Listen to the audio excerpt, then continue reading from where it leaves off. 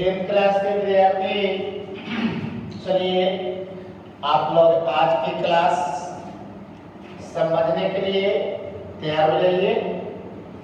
तो आज की क्लास फिजिक्स की क्लास होगी और फिजिक्स की क्लास में एक नई टॉपिक लेकर के आ रहे हैं जो बड़ा ही मजेदार आप लोग के लिए होगा, जिसके बारे में कुछ कहानियां आप लोग पहले से भी जानते हैं और कुछ कहानियां आज बताने जा रहे हैं।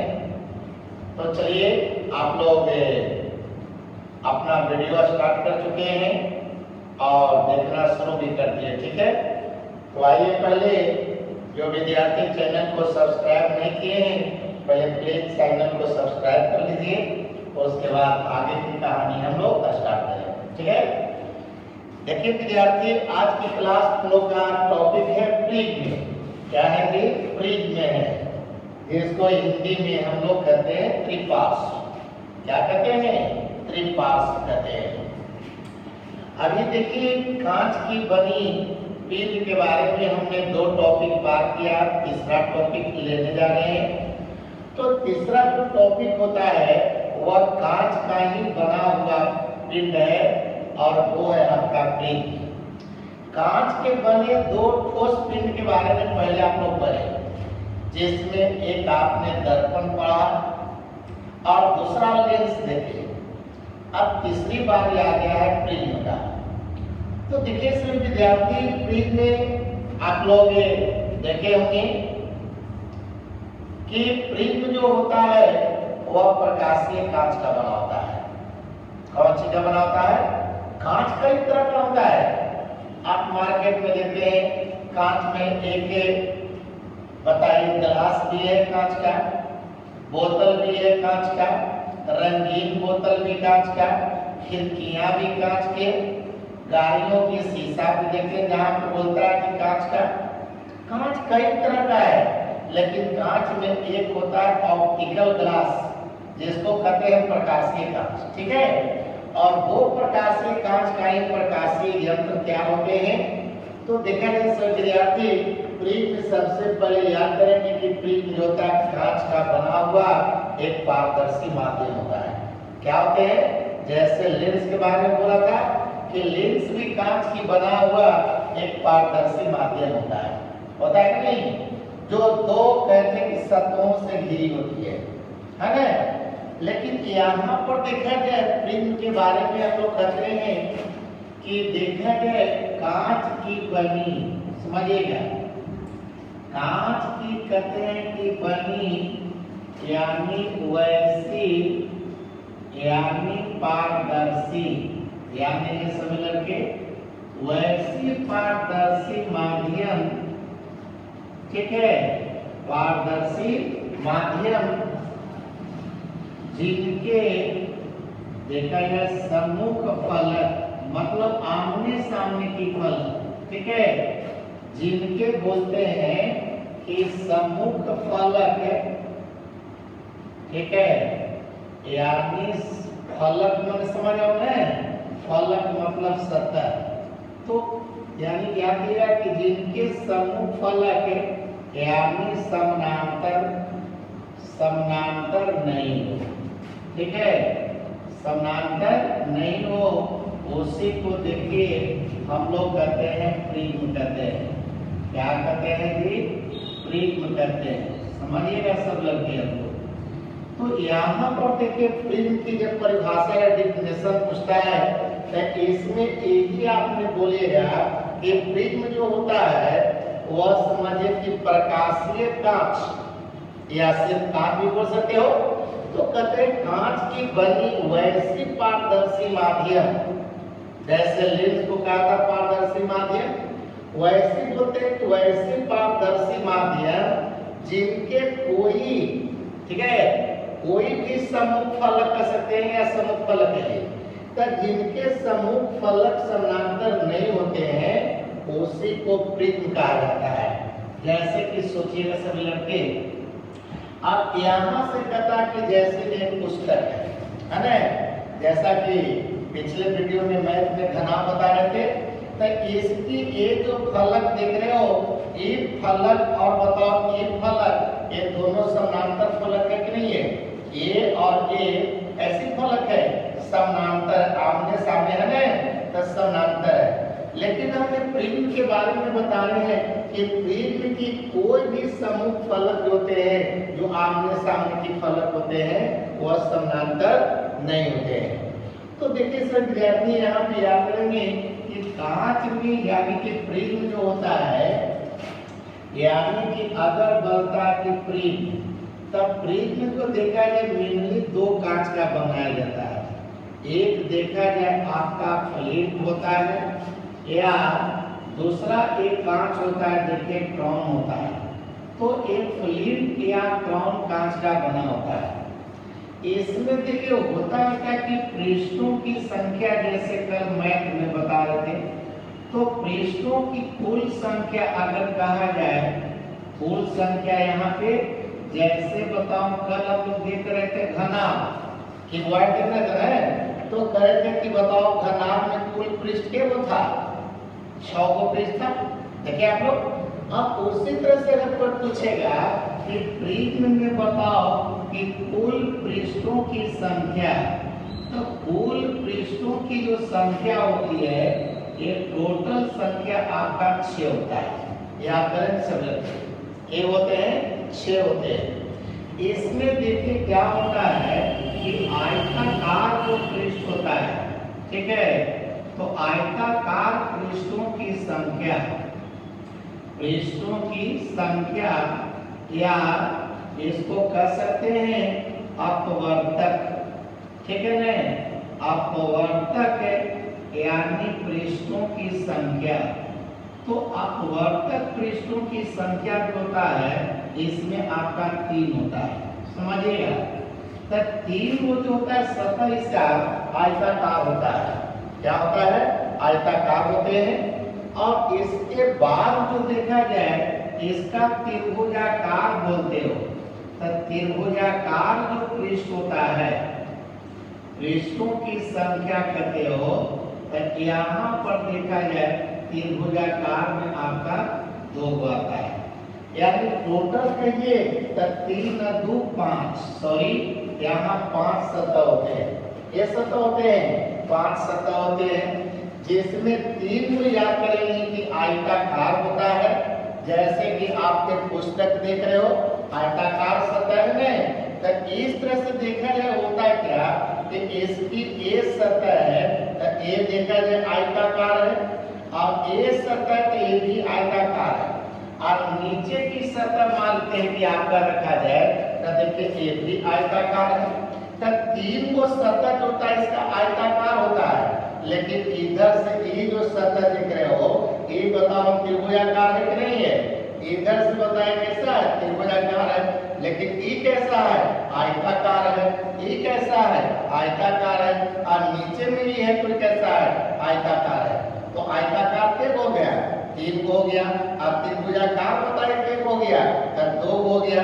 अब देखिए इसमें जो आयताकार सतह ये दिख रहे हो या इस सतह दिख रहे हो, तो इसी को कहते हैं अपवर्तक सतह। कौन सतह कहते हैं? अपवर्तक सतह। समझ रहे? तो देखिए जब भी प्रकाश की बात होती है, तो जब भी प्रकाश हम लोग मारते हैं, यानी प्रिज्म पर कहेगा कि प्रकाश की किरण लाइए, तो जब भी प्रकाश की किरण लाने की कोई बात करता है तो यही सतह पर लाने की बात करता है। एक त्रिभुजाकार पर नहीं कहते हैं। आपको लाइट जब भी देना है तो इस सतह पर, और इस सतह पर देखिए अगर लाइट दे रहे हैं तो वो प्रकाश अपवर्तन के बाद इस सतह से निकलता है, समझ रहे हो। और अगर यहाँ से प्रकाश लेते हो तब वो प्रकाश इस साइड से निकलता है। तो ये जो दोनों सतह होता है ये अपवर्तक सतह कहलाता है। लेकिन ये नीचे वाला जो होता है उसको प्रिज्म का बेस कहते हैं, आधार कहते हैं। क्या कहते हैं? आधार कहते हैं। समझ रहे हैं? तो यहाँ पर फलक एक हो गया, 3 को फलक हो गया। देखिए ठीक से वीडियो को देखिए, झुकिए ना, इतना समय झुकने की टाइम है जी। आप लोग देखते हैं प्रिज्म और देखते हैं उधर, एक नजर इधर एक नजर उधर, तो क्या कोई फिल्म देख रहे हो मोबाइल पे? बताइए, देखिए ढंग से। तो अब देखा जाए तो यहाँ पर ये जो सतह हो गया और देखिए यहाँ पर ये सतह हो गया, इसी को कहते हैं अपवर्तक सतह कहते हैं। अगर मानते हैं कि ये सतह को बगल में लाइएगा तो ये सतह नीचे चल जाएगा, तो एक को नीचे आएगा तो वो बगल में आएगा, तो इसी को कहते हैं अपवर्तक। और तीन को आयताकार है, लेकिन तीन में एक हो जाता है आधार और दो हो जाता है अपवर्तक। ये जो त्रिभुजाकार जो भाग देख रहे हो, ये प्रिज्म का इस सतह है, तो ये भी त्रिभुजाकार, ये भी त्रिभुजाकार। इस पर प्रकाश नहीं भी आती है, ऐसे अगर देखोगे तो एकदम आर पार दिखाई पड़ेगा। मतलब यहाँ से अगर देखोगे, आप लोग बैठे हुए हो ना, तो आप लोग को देखिए एकदम सीधे में देख रहे हैं हम लोग, तो आमने सामने देखिए एकदम हमारे सम्मुख है। तो इधर से देख रहे हो, इधर जा रहा है, इधर से देख रहे हो, इधर आ रहा है। तो एक होता है यहाँ से प्रकाश का अपवर्तन नहीं होती है, प्रकाश के अपवर्तन जब होते हैं तो ये आयताकार सतह से होता है। याद रखेंगे, ये आयताकार सतह से होते हैं। भले ही फिगर बनाते हैं ऐसे, तब देखिए त्रिभुजाकार सतह दिखाई पड़ता है। तब देखिए बोर्ड पर हम लोग इस सतह त्रिभुजाकार दिखाते हैं, लेकिन प्रकाश जब भी पड़ता है तो आयताकार पर पड़ता है। ये बात याद रखिए नहीं, तो ये दिमाग में रखना है कि बोर्ड पर त्रिभुज बनाया जाता है भले ही, लेकिन प्रकाश जो दिया जाता है ये आयताकार सतह पर दिया जाता है। कोई दिक्कत नहीं, कोई ना दिक्कत है, समझिए बात को। तो आप देखिए, आपको समझने में दिक्कत हुआ तो कॉपी को बगल में ऐसे मोड़ कर रखिएगा कि प्रकाश इस सतह पर देंगे, इस सतह से निकलेगा और ये नीचे की सतह जो होगा वह अपवर्तक है, सॉरी आधार होगा। ये जो कहलाता है ये प्रिज्म का देखिए काट कहलाता है। तब प्रिज्म का द्वारक भी कह सकते हो या प्रिज्म का मुख काट भी कह सकते हो। ये मुख काट कहलाता है, क्योंकि ऐसे काटते चले जाइए इसमें, तो इस तरह से बताओ कि सब त्रिभुजाकार दिखाई पड़ेगा कि नहीं? अगर ये पूरा कांच से भरा हुआ है और इसको काटते चले जाओगे ऐसे, तो हमेशा जितना भी काटोगे उस सब त्रिभुजाकार सतह निकलेगा, नहीं निकलेगा? तो इससे दिमाग में रखना है कि इसका एक कहलाता है प्रिज्म का द्वारक कहलाता है, या इसी को मुख काट कहते हैं। क्लियर है ना? आप देखेंगे सब लड़के फिगर जरा इसको। अब देखो ये प्रिज्म में होता क्या है कि हमने कहा कि दो त्रिभुजाकार है, तो चलिए यहाँ से हमने देखते हैं एक भाग देखे समबाहु त्रिभुज का आकार का देखे त्रिभुज बनाते हैं। तो एक भाग ये हो गया त्रिभुजाकार, और एक जो नीचे हम कर रहे थे कि आधार बनाइए आयताकार, तो ये बताए कि यहाँ से अगर लेते हो तो इस तरह से बताएंगे सभी लड़के। ये जो हो गया ये तो बताइए कि आयताकार हो गया कि नहीं? तो बताओ, ये जो ले रहे हो एक प्रिज्म का हम लोग आधार बनाते हैं, लेकिन आकृति कैसा हो गया? आयताकार हो गया। अब देखिए, तो यहाँ से अगर कहते हो कि A है, देखिए यहाँ B हो गया और यहाँ C है, तो A हो गया तुम्हारा, बताओ A हो गया त्रिभुजाकार सतह हो गया कि नहीं?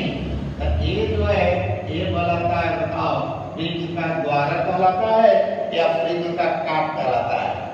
अब बताओ यार सभी लड़के, यहाँ से बताओ कि जैसे कि अभी हम दिखा रहे थे कि यहाँ पर ई सतह है और यहाँ ई सतह है, तो क्या ई सतह समांतर है? इसलिए बोले इनकी आमने सामने की फलक समांतर नहीं होते हैं, बल्कि देख रहा ये सतह है, यहाँ से ये सतह है, बताओ दोनों आके ऊपर किनारा पर मिल गया है ना? तो इसी को देखिए कोर कहते हैं। ये प्रिज्म का कोर कहलाता है, जहाँ पर दोनों अपवर्तक सतह जाकर के जिस किनारा पर मिल गया, दोनों अपवर्तक पृष्ठ जिस किनारा पर मिल जाता है उसी को प्रिज्म का कोर कहा जाता है। क्लियर है? तो एक प्रिज्म का तुम्हारा कोर है, दोनों बगल में आपका आयताकार फलक है। तो देखा ये फिगर में आ जाएगी। तो यहाँ से बताओ एक प्रिज्म का हमने कोर बना रहे हैं, क्या बना रहे हैं? प्रिज्म का कोर बना लिया, और एक जो भाग हो गया आपका एक, बताओ यहाँ से बताइए त्रिभुजाकार लोग है ना, तो एक बताइए एक सतह देखे त्रिभुजाकार ए हो गया। अब बताइए, तो ये जो तुम्हारा हो गया यहाँ पर देखा जाए अगर ए डैश दे देते हो, यहाँ से सी डैश दे दिए और यहाँ से बी डैश दे दिया, समझिए बात को। अब यहाँ पर देखिए इस तरह का प्रिज्म की आकृति बन गई नहीं, तो इसमें त्रिभुजाकार पृष्ठ हो गया ए बी सी, देखा जाए तो ए बी सी हो गया और A dash B dash C dash, तब का हो गया A dash B dash C dash. तो इसी को हम लोग कहते हैं यानी प्रिज्म का काट कहते हैं, या मुख काट भी कहते हो, या इसी को द्वारक भी कह सकता हो, ठीक है। तो ए प्रिज्म का हो गया कौन सी, द्वारक हो गया, और इन को सतह हो गया देखिए इसका आयताकार, तो ये देखा जाए प्रिज्म का अपवर्तक सतह का, तो देखा जाए प्रिज्म का अपवर्तक सतह, तो अपवर्तक सतह जहां से प्रकाश का अपवर्तन होता है, तो यहाँ पर दो सतह हो गया, तो देखो ए डैश बी डैश बी, ये ना कहोगे, क्या कहोगे ए बी बी डैश और ए डैश, तो देखा जाए एक बगल में ई सतह हो गया और एक बगल में ई साइड हो गया, तो क्या कहोगे ए सी और सी डैश और ए डैश, ठीक है। A B B dash A dash और A C C dash A dash, तो ये जो सतह बगल में बता रहे थे ये हो गया अपवर्तक सतह, बात समझिएगा। और दूसरी बात यहाँ समझिएगा कि आप कहता है प्रिज्म का आधार, तब प्रिज्म का जो आधार हो गया जिसको बेस कर रहे हो, तब बेस में तो होता है नीचे चलेगा, तो यही भाग नीचे चलेगा ना, तब B C C dash B dash, तब कहेगा B C C dash B dash, ये हो गया कौन सी, ये बेस हो गया, कौन सी हो गया जी, बेस। पहले देखिए प्रिज्म का थोड़ा सा अंग देख लीजिए, जैसे कि बताया था लेंस, याद है, तो लेंस के अंग पूछा जाता बोला था जी, तो इसमें दो को फोकस हो जाएगा, दो वक्रता केंद्र होते हैं, एक प्रकाश के केंद्र होता है, एक द्वारक दिखाते हैं, मुख अक्ष होता है, ये सब अंग ना है, तो लेंस का वो अंग है। और इसी कहेगा कि प्रिज्म का वर्णन कीजिए, तब प्रिज्म का वर्णन करने का मतलब इसमें बताओ कुल पृष्ठों की संख्या लिखोगे, इसमें आयताकार पृष्ठ के होता वो लिखोगे, अपवर्तक सतह कितने होता वो बताओगे, प्रिज्म का मुख काट कैसा होता वो बताओगे, बताओगे ना सभी। अब इसी तरह से ये जो ए डैश का इसी को देखा जाए प्रिज्म का यानी कोर कहते हैं, क्या कहते हैं, प्रिज्म का कोर कौन हो गया, यानी ए और ए डैश हो गया, बात समझ रहे हो। अब देखिए सभी विद्यार्थी, तो यहाँ से प्रिज्म का ये सब अंग की बात रही, कोई दिक्कत नहीं। अब देखा जाए यहाँ से प्रिज्म का अपवर्तन जब कहता है, जैसे बोलता है कि लेंस से अपवर्तन, अपवर्तन के मतलब लेंस से प्रकाश पार किया था तो अपने पूर्व पथ से मुड़ गया था, नहीं विचलित हो गया था, उसी तरह से अब तुमसे बोलेगा कि प्रिज्म से प्रकाश का अपवर्तन कैसे होता है, वो जरा हमको दिखाइए। तब प्रिज्म से प्रकाश का अपवर्तन कैसे होता है, इसके लिए हम थोड़ा सा और फिगर देंगे। तब देखा गया, याद करेंगे सभी लड़के कि प्रिज्म, अब प्रिज्म से अगर कहता है कि प्रकाश का अपवर्तन दिखाइए, तो प्रकाश का देखा जाए अपवर्तन में हम लोग यहाँ पर लेके चलते हैं, समझिएगा। तो यहाँ पर याद करेंगे कि प्रिज्म में प्रकाश के अपवर्तन दिखाने के लिए सबसे पहले बताओ सब लड़के, आपका प्रिज्म का द्वारक दिखाओगे, तो ये बताओ प्रिज्म का द्वारक हो गया नहीं। अब देखिए आपने कहा ए बी और सी हो गया, अब समझना सब लड़के, तो ये बताओ कि तो बाहरी सतह न है, ये तो आपका क्या है, त्रिभुजाकार सतह है। लेकिन अभी जो चर्चा हम लोग कर रहे थे कि बताओ इसका अपवर्तक जो सतह होता है वह होता आयताकार। लेकिन मतलब कि हमने प्रकाश जब भी मारेंगे तो आयताकार सतह को मारेंगे, भले ही इस सतह हमको दिखाई पड़ रहा कौन सी, ये त्रिभुजाकार सतह है, लेकिन त्रिभुजाकार सतह पर प्रकाश नहीं देना है, कहाँ देना है, आयताकार पर देना है, कहाँ देना है, आयताकार पर देना है। अब इस तरह से देखा जाए, यहाँ से एक प्रकाश की किरण लेके चल रहा है, समझिएगा। अब बताओ कि इस तरह से प्रकाश का किरण हमने इस तरह से देखिए यहाँ से लेकर चल रहे थे। अब एक प्रकाश की किरण मानते हैं कि चलिए आपने PQ एक प्रकाश की किरण लिया कि नहीं, यहाँ पर समझिएगा। जैसे कि मानते ए है और आपने बताओ प्रकाश की किरण को इस सतह पर मारे। अब यहाँ से टॉर्चिंग किया, प्रकाश की किरण आके से टकरा दिया। तो जैसे प्रकाश की किरण इसे टकराया, इसके बाद तो अंदर में बताओ ये कांच में घुसेगा। अभी बताओ प्रकाश आपने कहां से लगे, वायु से ले रहे, हवा से, और हवा से प्रकाश जा रहा कहाँ, कांच में जा रहा है, यानी विरल माध्यम से कहाँ, सघन माध्यम में। अब जैसे सघन माध्यम में जाएगा बताओ क्या सीधे निकल जाएगा, नहीं, बल्कि जैसे बोलेंगे कि एक माध्यम से दूसरा माध्यम में प्रवेश करेगा, प्रकाश का कौन चीज, तरंग दैर्घ्य बदल जाएगा।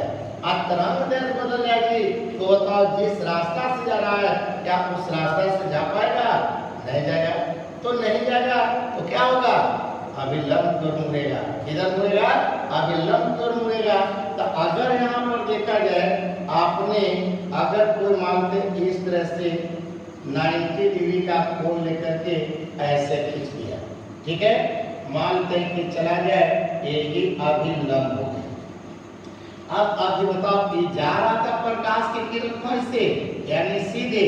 अगर स्केल रख करके इसको बढ़ाया जाए तो ये जब आगे की तरफ बढ़ाइएगा तो ये तो बताओ आपका आपतित किरण जा रहा है। तो यहाँ पर बताइए ये आपका हो गया कौन चीज, आपतित किरण हो गया। कौन किरण है, आपतित किरण है। अब आपतित किरण देखिए, अगर रास्ता में बताइए ये प्रिज्म अगर नहीं आता तो बताओ ये सीधे निकल जाता कि नहीं, और सीधे बताओ इस तरह से ये जाता। लेकिन यहाँ से देखा जाए ये प्रकाश की किरण तो बताओ इधर जो अभिलंब की ओर मुड़ गया है, तो यही जो हो गया ये अपवर्तित किरण हो गया। कौन किरण, अपवर्तित किरण हो गया। अब यहाँ पर अगर मानते हैं कि आपने यहाँ से लंब दिखाते हो, तो यहाँ पर बताइए आपने लंब डाल दिया ए ना, तो एक लंब यहाँ से ई डाल दिए हैं और एक लंब ई डाला। मानते हैं कि चलिए के एन लंब यहाँ पर डाल दिया इस बिंदु पर। यहाँ पर मानते हैं कि चलिए कि क्यू बिंदु हो गया। तो क्यू बिंदु पर देखा जाए एक प्रकाश की किरण यहाँ से देखिए मुड़ गया। अब कांच से घुस करके देखिए फिर बाहर जा रहा है। तब बाहर जाने का मतलब कि अब सघन माध्यम से कहाँ निकलेगा, यानी विरल माध्यम में निकलेगा। कौन माध्यम में, विरल माध्यम में निकलेगा। तो बताओ सघन से जब विरल में जाएगा तब तो अभिलंब से दूर हट जाएगा जी। तो अभिलंब से अगर दूर हट जाएगा तो एक किरण बताओ सीधे न जा करके यहाँ से देखिए इस तरह से एक किरण हो गया। नहीं तब बताओ यहाँ से मानते हैं कि चलिए बिंदु हमने आर दिया। तो ये आर के बाद जो किरण देख रहे हो ये हो गया। इसी को देखिए हम लोग कहते हैं निर्गत किरण कहते हैं। कौन किरण कहते हैं, निर्गत किरण कहते हैं, समझिएगा। और ये जो हो गया, ये जो किरण करे हो ये हो गया अपवर्तित किरण। कौन किरण कहते हैं, अपवर्तित किरण कहते हैं, समझिएगा। तो यहाँ पर देखा जाए तीन किरण की बात आ गई। पहले कि लेंस में प्रकाश का अपवर्तन जो हुआ था वह हुआ था एक जगह, एक बार कहते ना, लेकिन इसमें प्रकाश का अपवर्तन दो जगह हो गया। एक देखिए क्यू बिंदु पर हो गया, यहाँ पर देखिए एक अभिलंब खींचे हैं, एक आर बिंदु पर हो गया, यहाँ अभिलंब खींचे हैं। मानते हैं कि चला जाए ये हो गया, बताइए पहले आपतित किरण लिए, यहाँ से अपवर्तित किरण हो गया और ये हो गया निर्गत किरण। तो आप लोग सोचेगा सभी लड़के यहाँ पर किरण में के किरण आ गया, 3 किरण, और लेंस में के किरण था, 2 किरण था। नहीं, कौन कौन किरण था जी, आपतित किरण और अपवर्तित किरण खाली था। किसमें था बोलिए, लेंस में, दर्पण में 2 ही किरण बताए, लेकिन देखो प्रिज्म में आ गया 3 किरण। देखिए अंतर यहाँ से आना लगा, लेंस में प्रकाश का अपवर्तन हम एक बार बताए थे, लेकिन प्रिज्म में देखो प्रकाश का अपवर्तन दो बार हो गया। न हो गया? प्रिज्म में एक बार यहाँ हो गया, एक बार यहाँ हो गया। एक मतलब है कि लेंस में कोण था दुए को, एक था आपतन कोण, एगो अपवर्तन कोण। एक मतलब कि प्रिज्म में बताओ कि कोण हो जाएगा 3 गो, नहीं हुआ? अब कैसे देखिएगा, तो एक तो पहला बताए कि यहाँ से चली ये आया, तो अब ये लंब खींच दिया, तो ये जो कोण हो गया ये तो बताओ आपतन कोण हो गया कि नहीं हो गया? अब यहाँ से Q से आगे देखिए मुड़ गया, तो एक मतलब कि ये बताइए अपवर्तित किरण है और अब ये लंब है E, तो यहाँ पर ये कोण बन गया कि नहीं बन गया? तो ये तो हो गया बताइए आपतन कोण हो गया। ये बताओ कि अपवर्तन कोण हो गया नहीं। और यहाँ पर देखिए आप जरा समझिएगा, तो यहाँ से जब हम लोग कोण ले रहे हैं, ये कोण है कि नहीं है, तो इसी को कहते हैं निर्गत कोण कहते हैं। कौन कोण? जिसको इमर्जेंट एंगल ऑफ इमर्जेंस बोलते हैं, तो इसको सूचित करते हैं ए से। समझिए, तब पहले बताओ कि यहाँ पर क्या कोण आ गया? 3 गो कोण आ गया, ठीक है? तो एक हो गया आपतन कोण, एक हो गया अपवर्तन कोण और एक हो गया निर्गत कोण, ठीक है? इसके बाद देखा जाए यहाँ पर समझिए, तो ये हो गया आपतित किरण की दिशा सीधे हो गया। और यहाँ से बताओ कि निर्गत किरण क्या हो गया? इसको निर्गत किरण को अगर पीछे लेकर के चलते हो तो ये बताओ काल्पनिक रेखा से पीछे बढ़ेगा। जैसे कि बताओ आपतित किरण को काल्पनिक रेखा से ले गए हैं, वैसे निर्गत किरण को भी अगर पीछे की तरफ काल्पनिक रेखा से अगर पीछे बढ़ाया जाए, तो बताओ कि दोनों जब पीछे की तरफ इसको हम बढ़ाते हैं, किसको बढ़ाया? निर्गत किरण को बढ़ाया नहीं, तो निर्गत किरण को बताया जब पीछे बढ़ाया, तो यहाँ पर आपतित किरण और निर्गत किरण, ये दोनों किरण के बीच में बताओ एक एंगल बन गया कि नहीं बन गया? जी नहीं बन गया। देखिए मानते हैं ओ बिंदु पर दोनों मिल गया, तो ये जो कोण होता है इसी को हम लोग कहते हैं विचलन कोण कहते हैं। कौन कोण कहते हैं? विचलन कोण। याद रखेंगे, तो एक कोण यहाँ पर और बढ़ गया जिसको कहा विचलन कोण। क्या कहते हैं? विचलन कोण कहते हैं, ठीक है ना?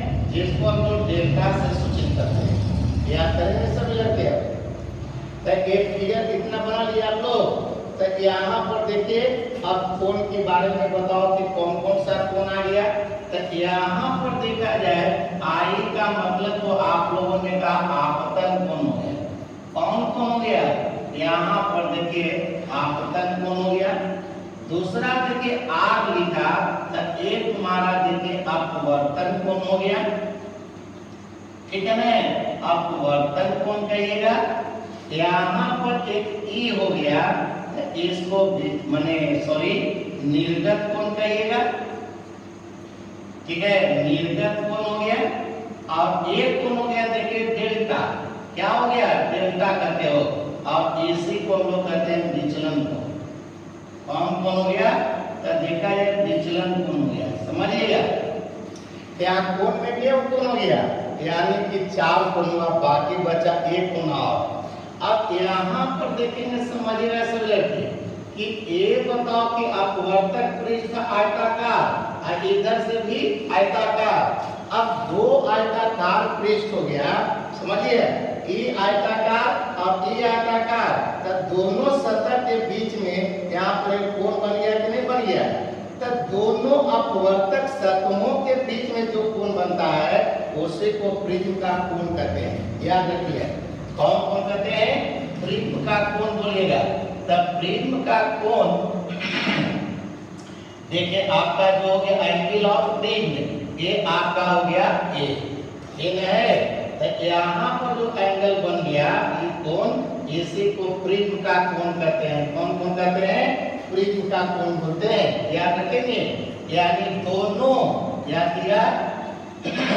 यानी कहते हैं कि प्रिज्म के, ठीक है, यानी दोनों, ठीक है, यानी दोनों अपवर्तक, दोनों बोलते हो कि अपवर्तक सतहों के बीच यानी बीच बने कोण, ठीक है ना, यानी बने कोण को यानी प्रिज्म का कोण कहा जाता है। प्रिज्म का यानी कोण कहा जाता है। याद हो गया? तो बताइए प्रिज्म में टोटल क्या कोण हो गया? बोलो जी, लड़कियां और लड़के। प्रिज्म में टोटल कोण के को 5 कोण हो गया कि नहीं? प्रिज्म में अपवर्तन हो गया के को, तब 2 को हो गया, बताओ अपवर्तन नहीं। एक हो गया देखिए Q बिंदु पर और एक हो गया R बिंदु पर। क्लियर है? अब यहाँ पर याद करेंगे सभी लड़के, ऐसे प्रैक्टिकली भी देखा गया है या प्रयोग करके कि यहाँ पर आपतन कोण, ठीक है, और ये हो गया निर्गत कोण। तो ये दोनों कोण का जो योगफल होता है, याद करें आई और प्लस कौन सी ई, तो ये दोनों का जो मान होता है, ये देखिए यहाँ से हो गया विचलन कोण, आई हो गया प्रिज्म का कोण। तो ये दोनों जो कोण होता है इसी के योगफल के बराबर होता है। तो ये संबंध को दिमाग में नोट करिएगा, ठीक है। तो बताए प्रिज्म से रिलेटेड प्रिज्म का जो फिगर है, उस फिगर में देखिए इतनी सारी बातें आप लोग को अभी दिमाग में रखना है। रख लोगे इतना ना? और अगर इतनी सारी बातें आपने याद में रखते हैं तो इससे रिलेटेड जो क्वेश्चन तुम्हारा उठता है वो सारा यहीं से आपका डील हो जाता है। तो जो अगले दिन वीडियो भेजेंगे वह प्रिज्म से रिलेटेड ही होगी, क्योंकि प्रिज्म में बहुत सारी बातें हैं और इसके बाद आगे की टॉपिक है वह सारा इससे रिलेटेड चलेगा, ठीक है। तो इतना पहले आज आप लोग नोट कर लीजिए और इतनी तैयार कर लें, फिर हम लोग कल यानी अगले क्लास में मिलेंगे जिसमें प्रिज्म से संबंधित बहुत सारी बातें और तुम लोगों को बताएंगे, ठीक है। तो आज यही पर क्लास को स्टॉप करते हैं। धन्यवाद, गुड नाइट।